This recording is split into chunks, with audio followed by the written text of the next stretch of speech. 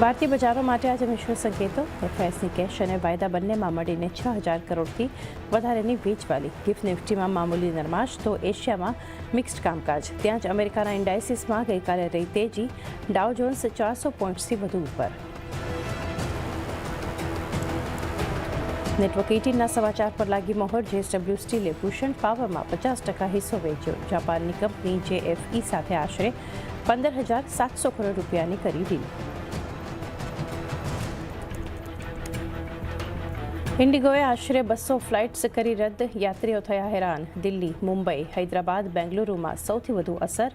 Technical સમસ્યા, airport congestion અને સાથે જ ક્રૂની ભારે અછત મોટું કારણ. ઇન્ડિગોની ઓપરેશન સામાન્ય કરવાના પ્રયત્નો. અને આજે સાંજે ભારત આવશે રશિયાના રાષ્ટ્રપતિ વ્લાદિમીર પુતિન. 2 દિવસીય પ્રવાસે 23માં ભારત રશિયા વાર્ષિક સંમેલનમાં લેશે ભાગ.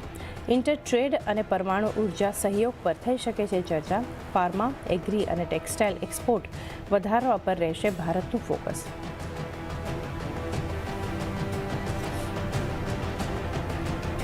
Good morning. સૌથી પહેલાં જોઈએ